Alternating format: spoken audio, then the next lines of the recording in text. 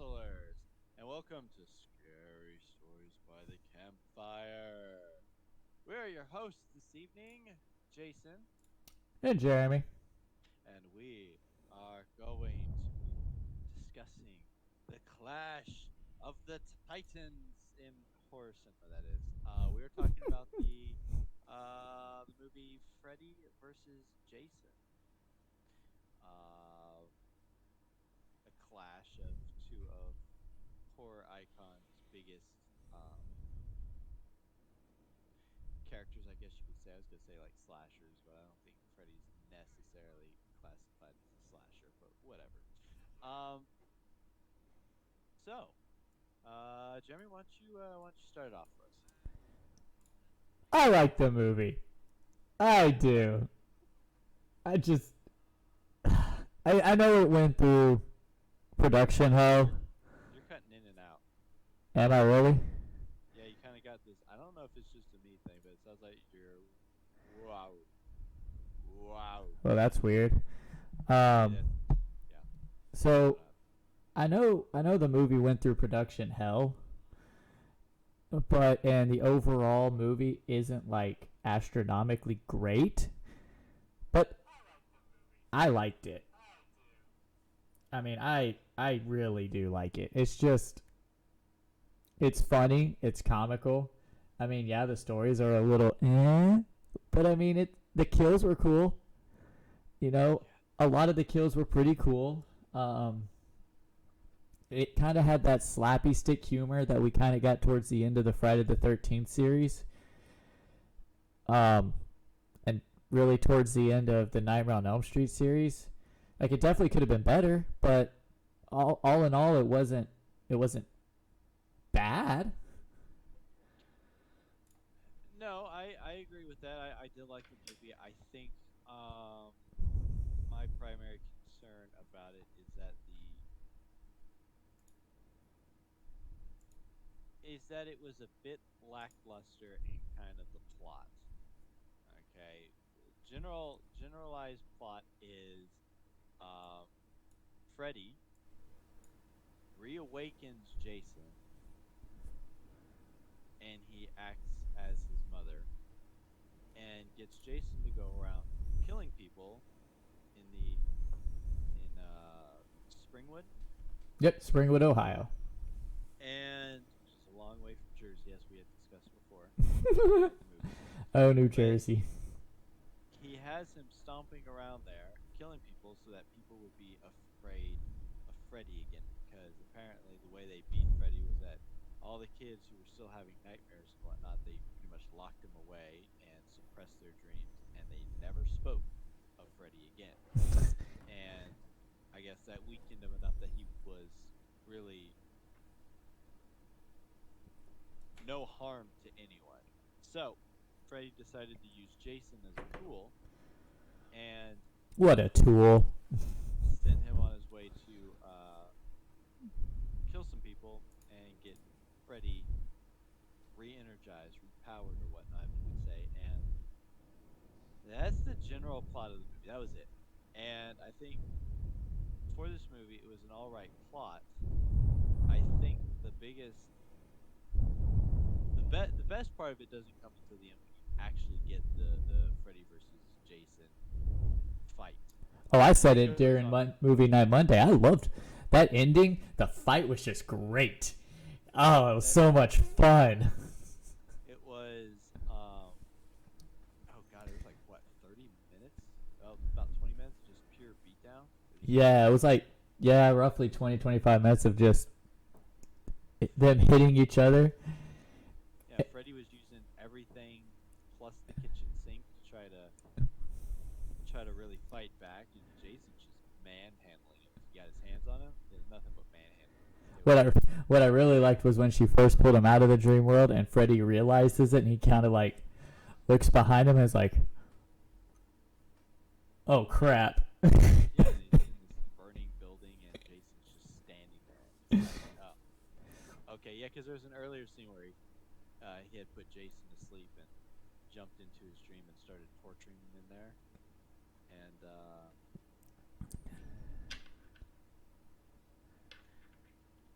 Apparently, they're having trouble hearing me. All right. I don't know. I got it. I'll turn you up a little bit. I don't know if it's your thing or if it's I don't know. Discord itself. It looks like you might be a little low as is. So let me turn you up a little bit. Why don't you turn me up? Turn me up. There we go. Okay. Okay. So, sounding a little bit better. Yeah, you're coming Yeah. through a lot better. Okay. So, they have their slug it out fight, and pretty much, um, yeah, they can hear me now. And pretty much, that's what anyone ever actually came to see the movie. They want to see Freddy versus Jason, and um, I think the beginning is a bit lackluster. It's not really. I mean, you do have Jason going around getting kills, and there's some actually pretty good kills in this one. Better than some of the. We got the one where he stabs the guy with the machete a bunch of times and then folds him in the bed. Uh, Oh I man, two characters in actually that movie I was so happy to see die. God. actually I take that back. He That was probably the best death in the entire movie because everything else was just kind of stabbing or slicing. Um, or you get like backhanded into something. Well, That was pretty we much. had one electrocution. Yeah, we had one electrocution, which you always get, but So let's talk about some of our characters. The return of the great Robert Englund as Freddy Krueger. yeah. That was great.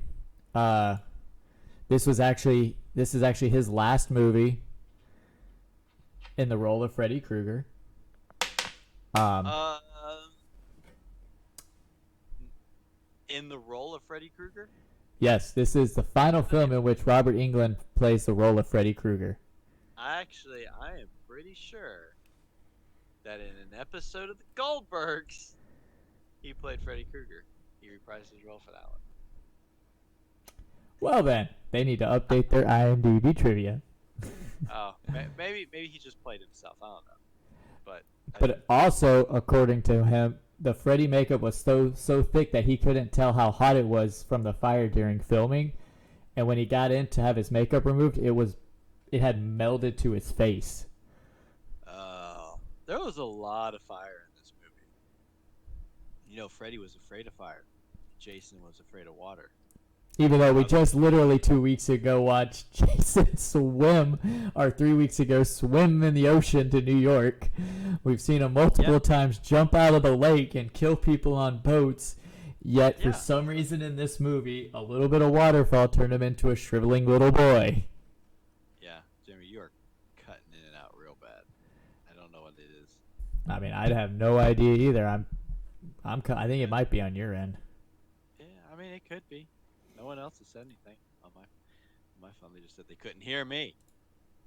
So, yeah, the cast of characters is all right. Um, Final showgirl, Laurie Campbell, played by Monica Keena. Final girl. I didn't really care for her too much. I mean, I know they tried to make her like a strong protagonist, but I don't know. You had your. It's strange because this movie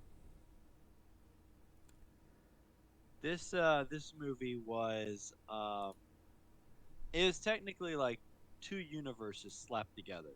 Okay, it was the Nightmare on Elm Street films and it was the Friday the 13th films, and I do think that they evened it out very very well. Now these kids, at least in this movie, these kids are very Elm Street kids, right?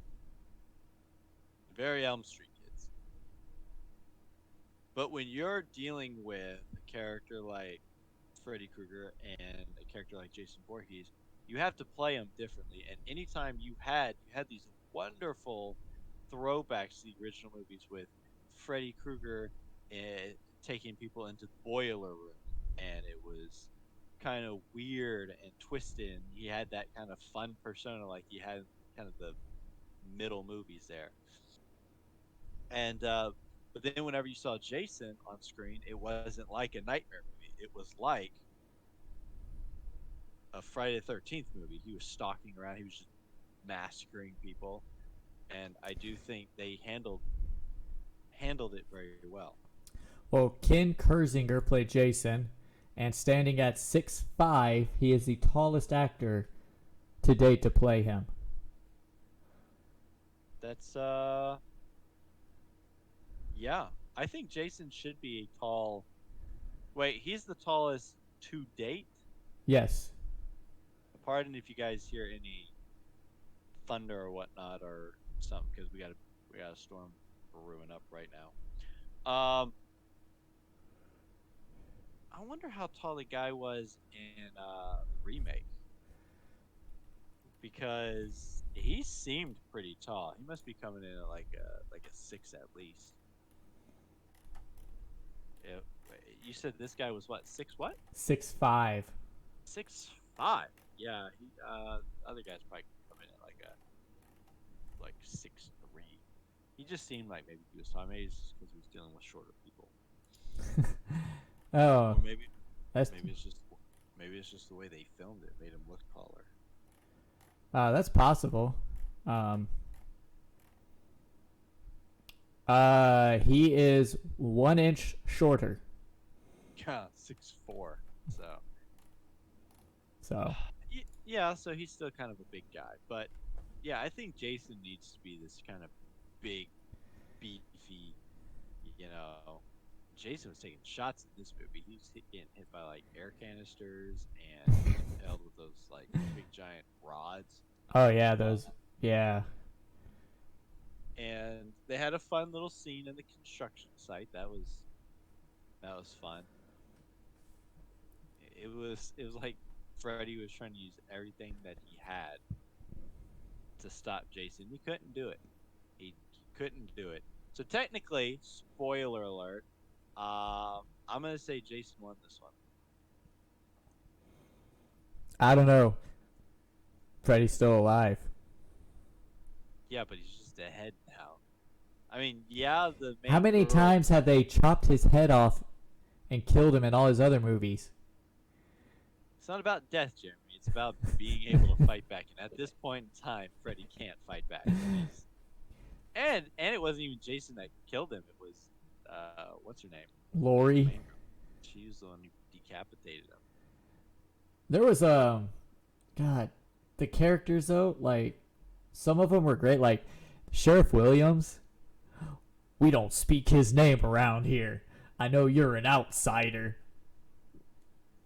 Yeah, he even the sheriff guy, or not the sheriff guy, the deputy guy who was being hushed all the time. Who kind of went Lachlan Monroe played yeah, Deputy Stubbs.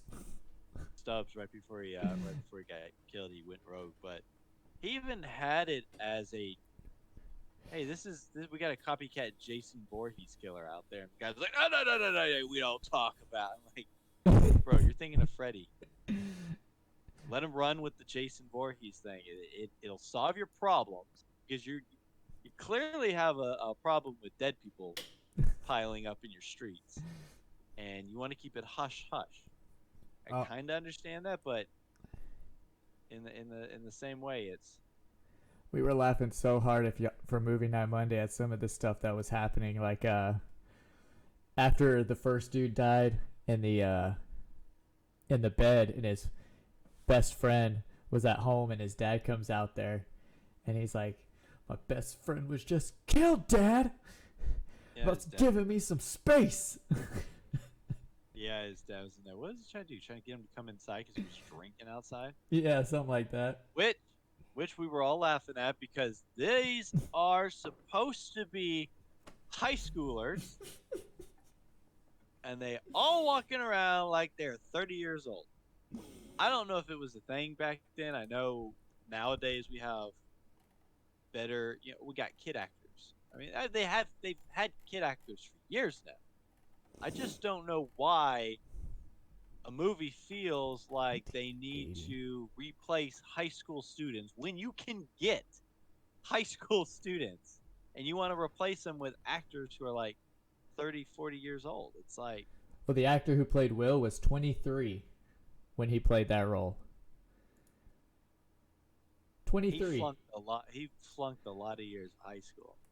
I can only imagine how many years. Like, come on now. Like, I mean, I can get it Lori if it, was 24 yeah. So they're almost through college. yeah, they're up there in the, and it would have been different if they said it in like a college setting. I don't know why you have to set it in a high school. I mean, these kids were smoking and drinking more than I've seen people in westerns. These were the booziest kids I've ever seen. One of them couldn't keep a cigarette out of her mouth. I only smoke when I drink. Yeah, and you're drinking all the time apparently. That And was Catherine Isabel who played Gib. Gib. yeah, she, yeah, and Jason doesn't mess around. Sexual assault. Okay, you don't play around with that game. I mean, yeah, she ended up dead too, but we're gonna call it a technicality on a foul. And what I mean by that is that there was a scene they had this huge rave in a cornfield because that's what you do in whatever state they were in. And she goes out and she's completely drunk and she passes out in the middle of this cornfield, right? And this raver guy shows Oh up yeah. and now he's proceeding to he's proceeding to become the worst Pokemon ever from evolving from a raver to a raper. And Jason is not playing that game. Jason comes up and just like stabs him. Well, like I said, fortunately, due to technicality, he ends up stabbing him and her, She which was also leads, mine. yeah, due to that left Freddy with a very upset frowny face because Freddy was just getting ready to kill her. He had her trapped in the dream world and everything. And Jason killed her, and he got all hurt about it. And but he chucked that raver across the field, and then he met those couple jocks or whatever, and proceeded to kill them. But they ended up well, they doused him in Jeremy. It was Everclear. Everclear, and then they set him on fire, and that has to be one of the best stunts Oh, dude, it was beautiful. entire movie. They set, and this is actual behind the scenes stuff. They set a man on fire, and he had to wander around this cornfield, pretty much blind. They had to communicate with him, I think, with a radio, Yeah, he had and like a walkie-talkie radio piece in his ear. they had to guide him because of the fire and the smoke and everything. And so, yeah, when you see him on screen, that is an actual man on fire. And I think it's one of the longest times that anyone's been on fire in a movie. Yeah, because they had to do it. They did it in one shot. That's all they could do it in, and uh, um, it was just they started the stunt and said, "All right, this is what we're doing." Um, had to do it basically. You know what I just realized? What's that? I'm gonna go back and rewatch the beginning of this movie and the ending of this movie because they set Jason on fire about halfway through the movie. I wonder if his appearance even changed. You would think his clothes would burn, his skin would burn, but I don't think any of that happened. But that's not anything really to worry about on that front. I think it's more or less the idea of this guy. And then he gets to the rave. He just kind of makes quick work of a lot of Some of people. them he didn't even. One of them he didn't even touch. He hit Yeah, a he hit keg, and some he hit the- person's chest started exploding. Yeah, I do think behind the scenes wise, they did have some technical issues with those scenes because a lot of people were like he would swing his machete at someone and it would You could clearly see that it kind of misses in a swing, and then they just kind of turn and they're spraying blood all over the place. So But like I said, I'm not. I'll take those, especially cut the keg and blow my chest, guy, because they set a man on fire. That's the most impressive thing in this entire movie. so So, here's a good one. I got three little fun little things for you. First, the lake at Camp Crystal Lake where it was being filmed. They were filming another movie at the exact same time, using the exact same lake. what movie was it? X2 X-Men United. Oh, are you serious? They were filming X2 there?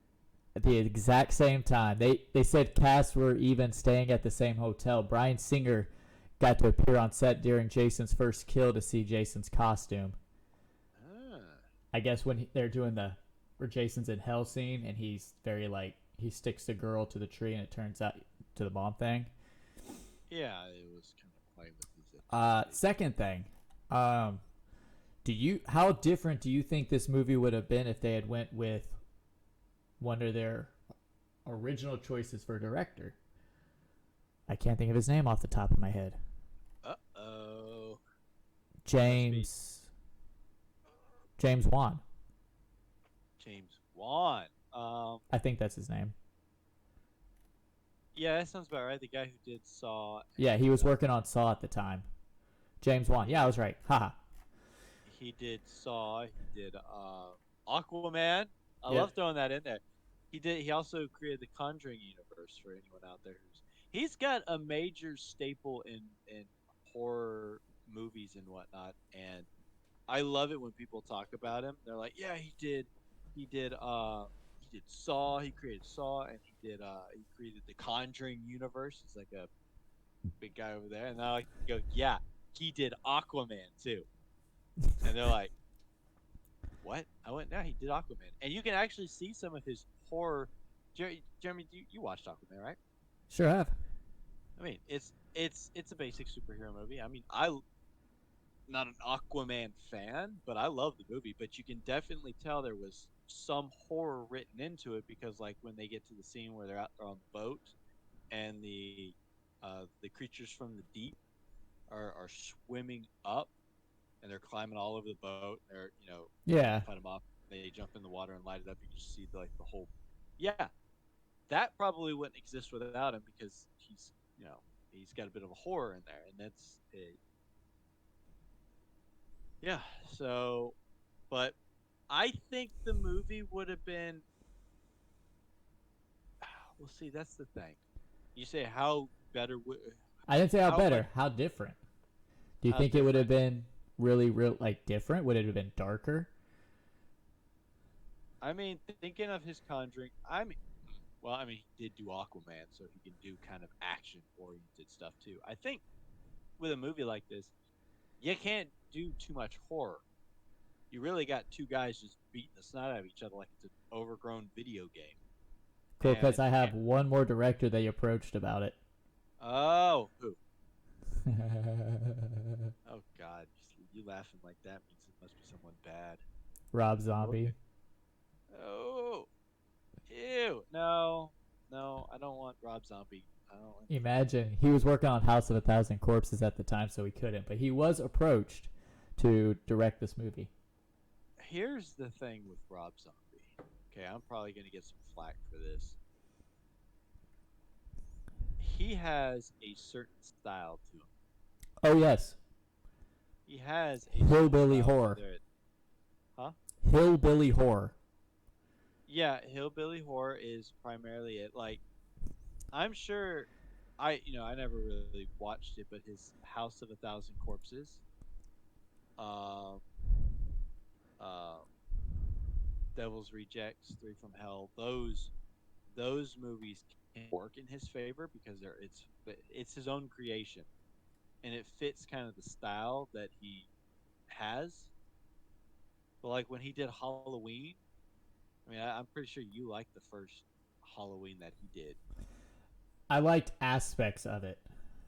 There were certain aspects of it I really did like, but then I felt like he put too much of his own style into it. Yeah, and I think that was the problem was that it was more. Now the second one's terrible. I think it was more like Rob Zombie injecting a bit of Halloween into his hillbilly horror.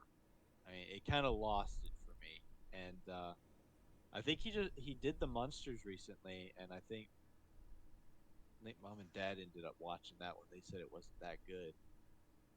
Yeah, I haven't watched it, I haven't so either. oh, I thought you were there. No, Um, we haven't watched. I haven't watched it yet either. But we'll get to talking about those movies too later. Um, yeah, I think Rob Zombie just needs to stick to making his own movies and not trying to uh adapt other people or other properties, other licensed properties, because it doesn't seem to translate very well. huh? Was that the third fact, or was that just the second one? That was the two directors. Oh, that's true. Oh, the other one, Gibb, the actress who played Gibb. Her Yeah. dad, uh, her name's Catherine Isabel. Her dad actually won 2 awards for his makeup on the X-Files series. Oh, we might have to take a. We may have to take an episode to talk about some of the X Files stuff. Oh, absolutely. Yeah, her dad is I'm not saying that Gray to smear. Murray, a production designer who won 2 Emmy Awards. Oh no, that's her mom. For her special effects works on the television series The X Files. So, Yeah, I think. and then the nude scene apparently caused friction between Catherine and Ronnie, the director, because she didn't know about it. It wasn't in her original script that she accepted, and they ended up having to get a body double to do it. Yeah, I mean that's movies like this, and you're gonna if you're planning on having some sort of nudity in the in the it doesn't necessarily have to be in the script, but it has to be back out of here, cat.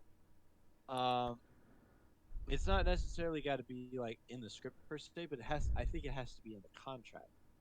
Like they list out these are the things you can do, or these are the things I'm willing to do, and these are the things I'm not willing to do.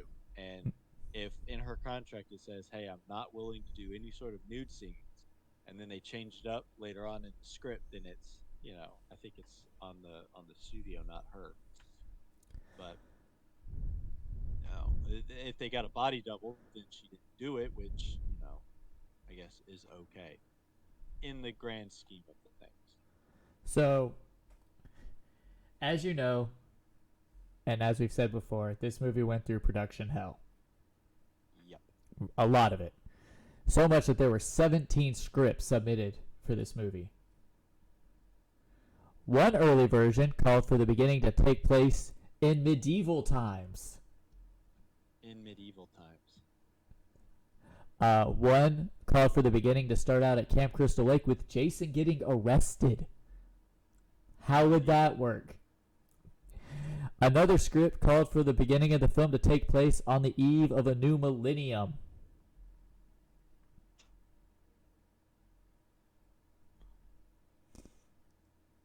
And apparently, uh, the Hypnosil is a direct connection to Nightmare on Elm Street 3. Because it's the Yeah, same because drug Nancy was yeah. getting ready to prescribe. But I just have found a list of other directors that were considered to direct this movie in the 90s or during the 90s. Oh boy, what we got? So we had Rob Zombie and James Wan.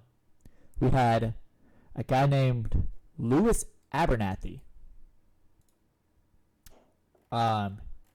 He directed the Titanic. Okay, cool. Titanic. I thought that was a. Well, no, that's a Peter Jackson. No, he helped on the Oh, Titanic. My bad. I was about to say that was so. I thought it was James Cameron or something. You had Rob Bottin, who was makeup and special effects for The Thing, RoboCop, and Seven. So Total, not a director. not a director. Mark A.Z. DePay. He's a visual effects director and producer. Worked on Spawn. He did visual effect. He directed Spawn. He did visual effects Jurassic Park, The Abyss, and The Hunt for Red October. We had Peter Jackson.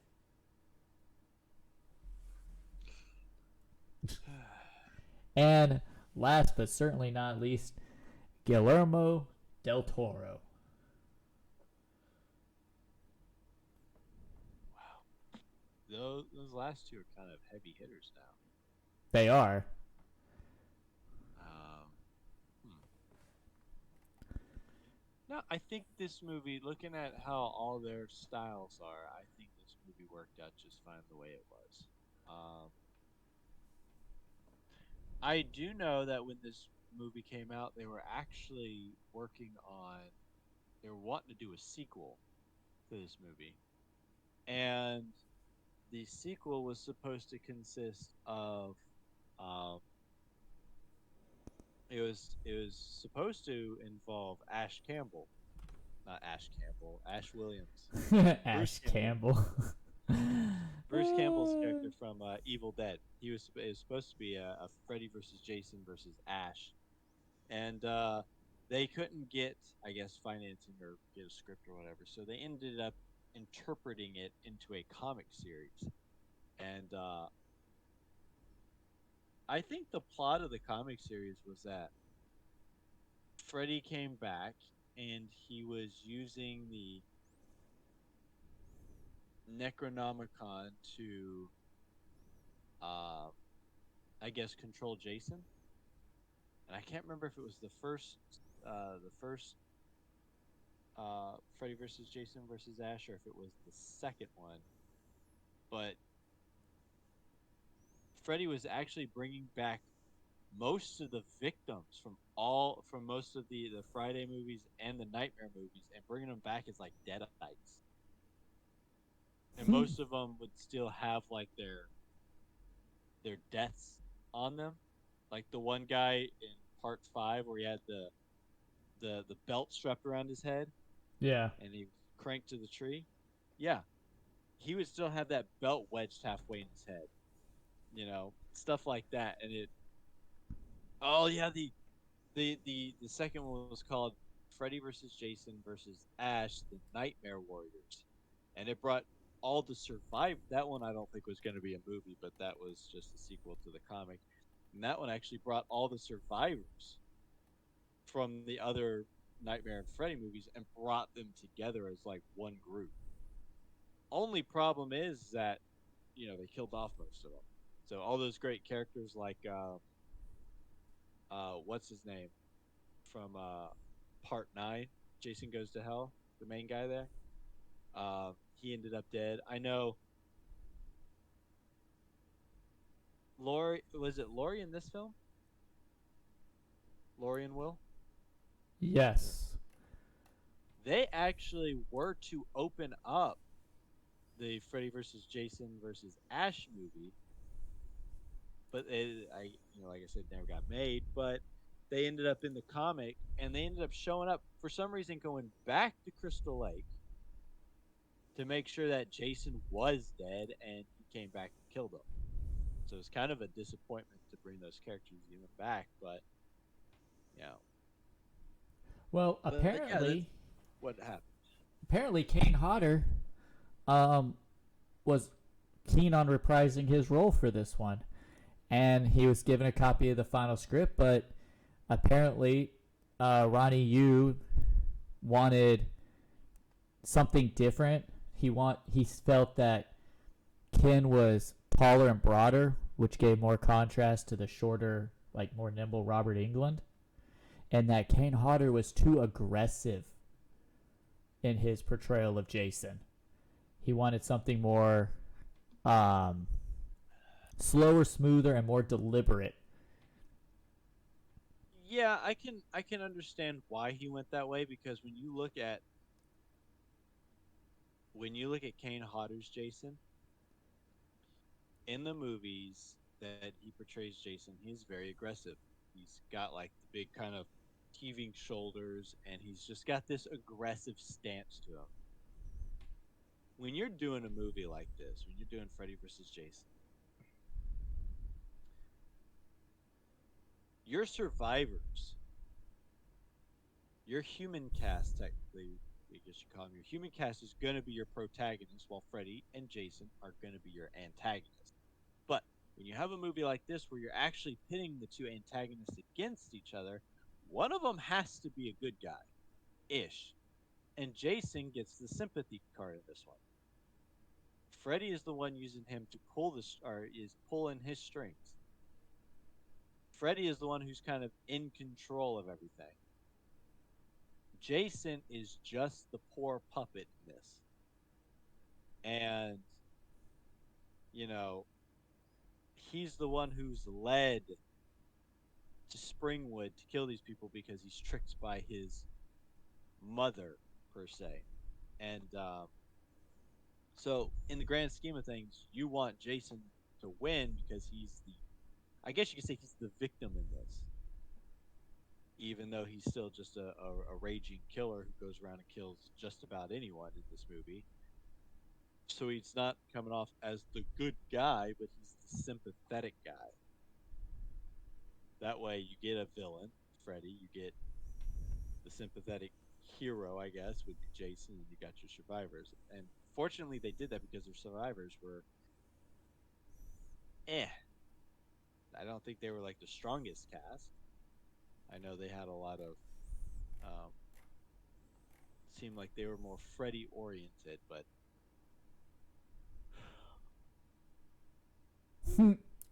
Ken Kersinger is a stunt double or stunt man, but apparently due to legal reason or for possible legal reasons, they try to limit him from doing his own stunts.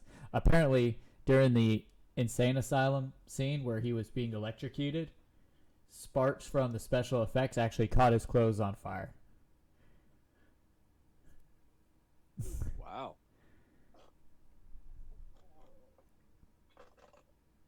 I didn't realize there might be legal issues for being an actor slash stuntman.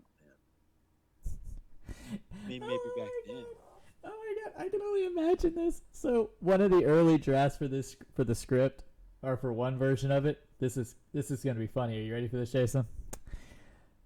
Jason Voorhees had been captured and restrained by authorities, Okay, and would saw that in Jason X. and would spend much of the film on trial for his countless murders. His defense lawyer would have been the lead character. Okay, wait. Jason's on trial. Is that what you just said? That was Jason an early captured draft by- of the script. Imagine Jason Voorhees standing in a Okay, courtroom. please tell me who wrote that. Please tell me who wrote that script. There has to be more to that script because if you have seen any other Friday the 13th movies minus the first one, you will know Jason does not get restrained Oh yeah, at no. all. So you could just have him sitting in a courtroom. That whole courtroom would be dead. Besides, can you really All right, well, be safe out there, Raven. You don't want a tornado watch overhead. Yes, that's probably up and around my area too. So, So if you cut out, we know why. yep, I'm going to the land of Oz. But, yeah. So, God, court trial. That's just silly sounding. Oh, it does. And like filming for this movie lasted 53 days. Seems kind of short. And the original movie was supposed to be two and a half hours. Oh, please tell me we got like 2 hours worth of beatdown.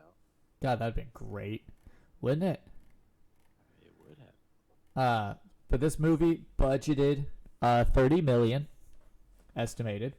It is the highest budgeted Friday the 13th or Nightmare on Elm Street movie to date. Um, Opening weekend, it made 36.4 million and grossed 82.6 U.S. and Canada and 116.6 million worldwide. So it did good. Which makes sense. I mean, like we said, you had these two iconic horror titans that everybody knows, and you put them in a movie together. People are going to go see it no matter what, to at least see what it's about. Yeah. Yeah, I mean, like I said, people who've grown up on Freddy and Jason, they all would definitely want to see this movie. It is definitely, I mean, crossover movies nowadays are all the rage. We're talking Avengers, we're talking Justice League. I mean, it does go all the way back to the old Universal monster movies where Frankenstein was popping up in a Dracula movie and whatnot. But Yep. people like to think Avengers is kind of the thing that kickstarted it, and I mean, nowadays, yeah, you know, it's probably is the kickstart. But I mean, like I said, it goes all the way back to the Universal monsters, and this is something different. I mean, we didn't have the Avengers at this point. We didn't have a whole lot of crossover movies. So when you get something like Freddy versus Jason, you're like, oh. And I think there was supposed to even be a scene written in the script that was supposed to introduce Pinhead at the end of this, kind of get some other crossover started. But I don't think that ever. Yeah, and there were rumors speculating about Michael being in one too, which that wasn't even true. Um, See, the problem with this is that you get into you getting into a point where it would be really hard to squeeze all these characters in because think about it. Jason doesn't really die. I no. mean, you could blow him up. Then he turns to the little wormy Jason. Yeah, which they never referenced in this one, but Well, it's supposed to take place. Oh yeah, this one's supposed to take place after that one. yeah, it's supposed to take place after that one. So there's no wormy Jason or anything like that, and you have Freddy who has died in just about every movie he's been in and keeps coming back. So what you're doing is you're putting these two guys together who necessarily can't die. So it's just who could take the most punishment, and quite frankly, we see that Jason can. I So think I think that I think that's the thing. Jason is a tank so all before we around. move on to the ratings, um, Brent Chapman, who played Blake's father, which I don't even remember who Blake is to be. Oh, Blake was wasn't he the one who's like, "Gotta give me some space, Dad"? Oh yeah, that guy. Okay, so his dad Uh huh.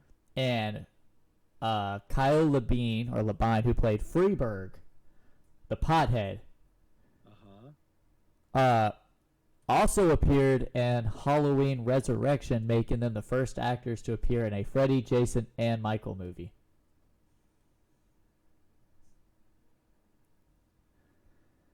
He appeared in which Michael movie? Resurrection. Oh, wait. Where in Resurrection was he? He has to have been one of those kids that was in the computer room or in the office with the one guy. Uh, I bet it was like his. the dad played Franklin. Who was Franklin? I have no idea. I'll have to rewatch. I haven't watched that movie in so long. It was on at Halloween. Yeah, It but was garbage then. It's still garbage now. All right, let me see here. oh, Teen Party Guy. That's who he played in Resurrection. Freeberg. Freeberg played Teen Party Guy Yeah, I'm pretty. Like I said, he's probably one of those guys that was in the. in the back watching the live stream or whatever. Yeah, they were watching live stream. You said it's Franklin. Yes. But Franklin Halloween Resurrection. Okay. I they wonder if that. still were the first two actors to be in all of them. Yeah, that's like Bill Paxton. Yes, he's been killed Being by no, an it, alien, a predator, and a Terminator. and a Terminator. But darn it, the Twister couldn't get him. Oh Uh, man, Halloween Resurrection. Franklin. Franklin. I want Franklin Monroe. Oh, is that what his name is? That's the character's name. Franklin Monroe. Interesting. Uh, Franklin Monroe was a security guard at Grace Anderson Sanitarium. Ah. Oh, he was one of the guys. They were in front of the vending machine. Oh, okay. Uh, Well, that makes sense. Michael attacked Franklin and beheaded him with a kitchen knife. See, Jason uses a machete to behead people. Michael just uses a kitchen knife.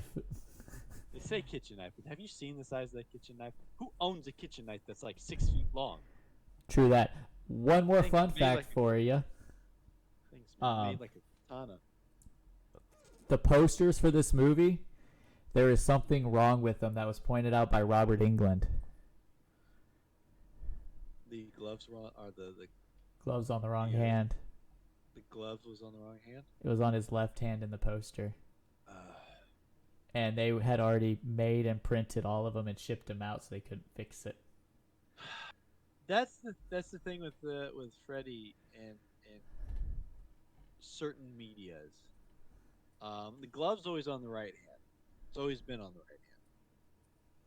Maybe we'll get a Freddy who's left-handed next time. I don't know, but glove's always been on the right hand. And when you're playing games that he appears in, like Mortal Kombat or something, he usually has two gloves. And that's because of the mirror effect.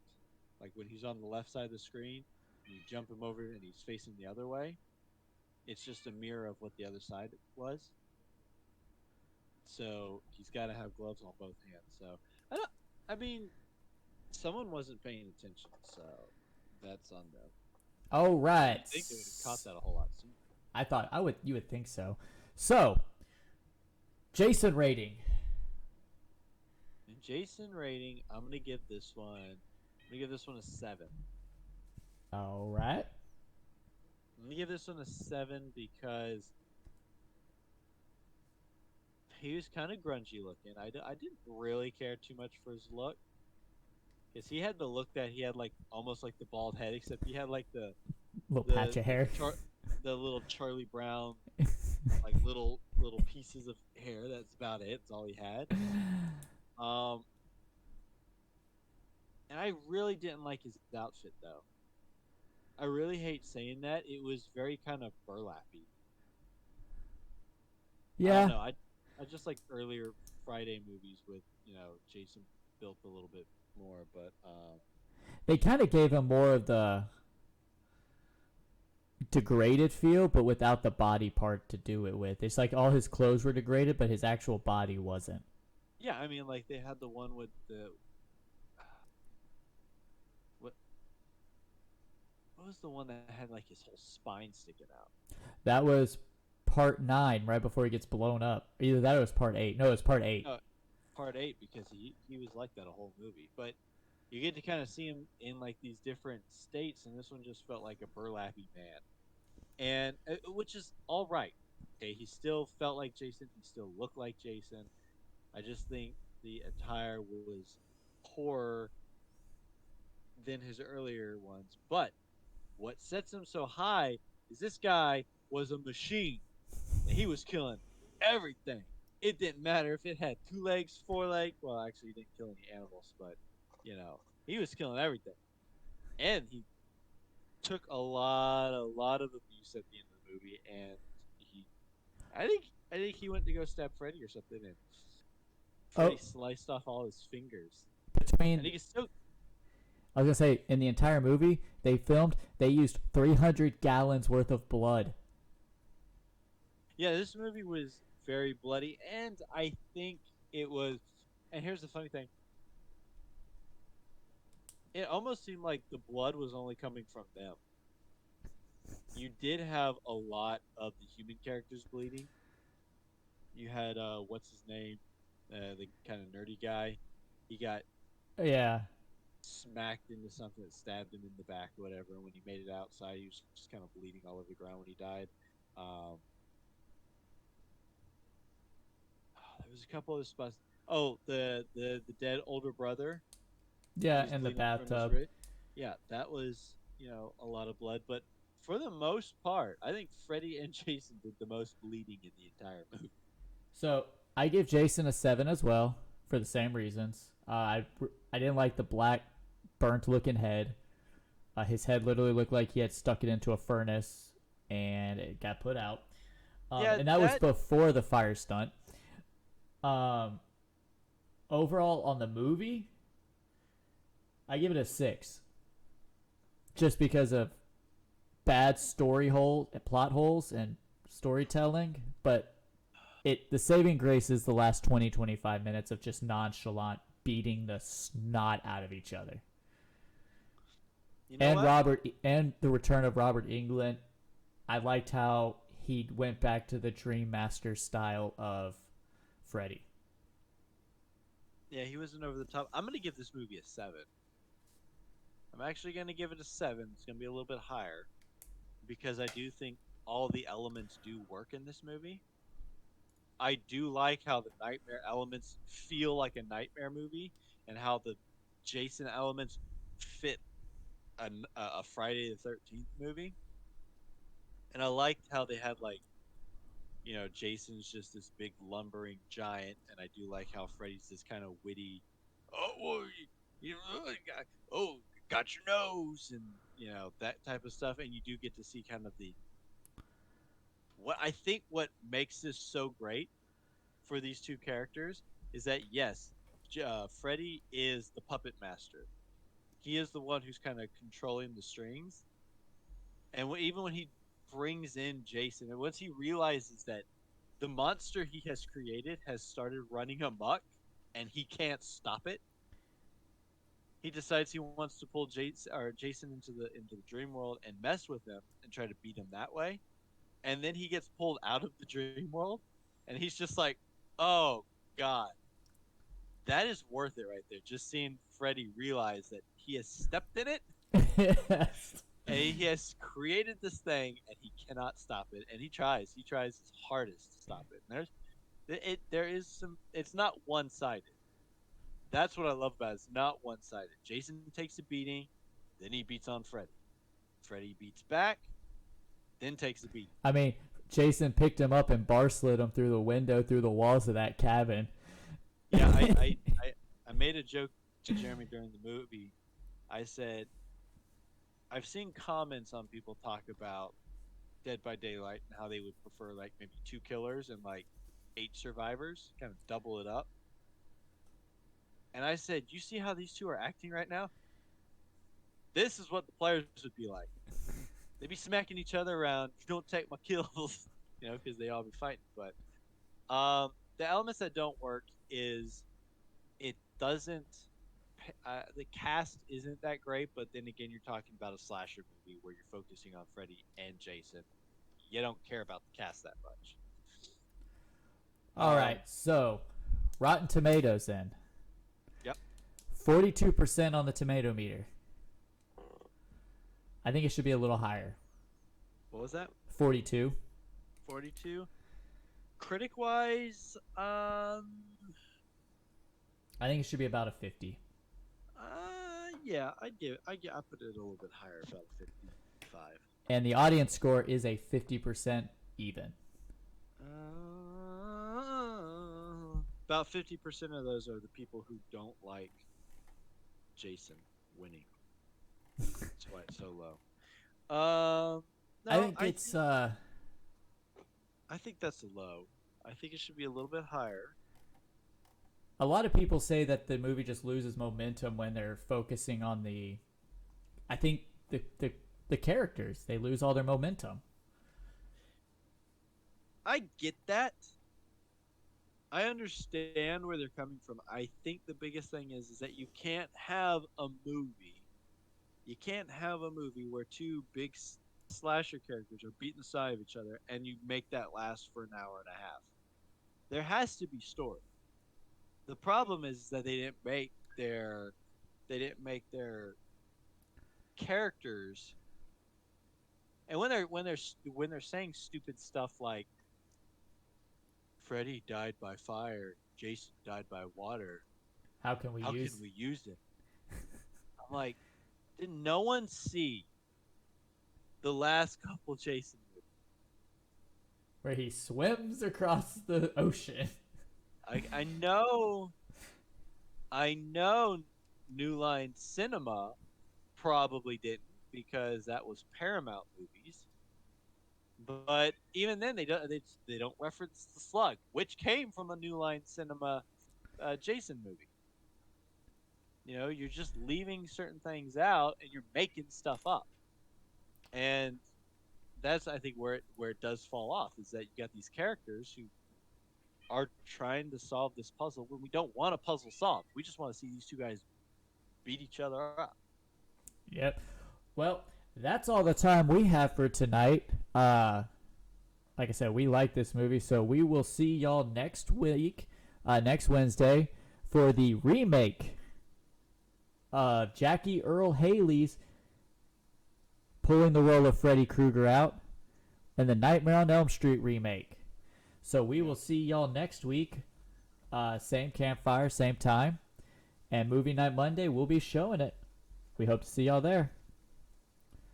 Later.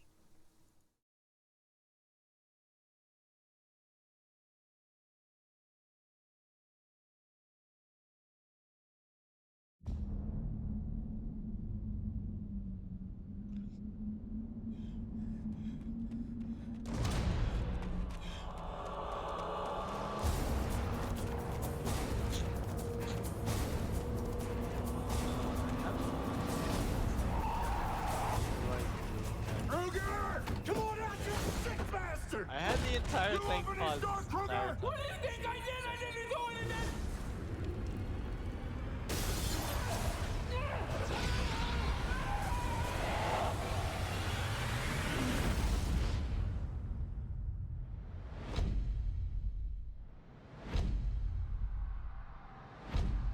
I'm having these dreams. And there's this man. And he's burned.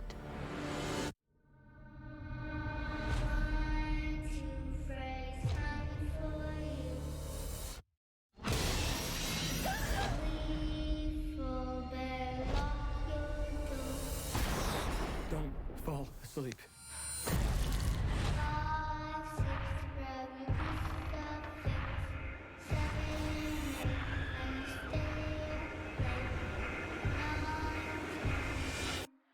Never sleep again.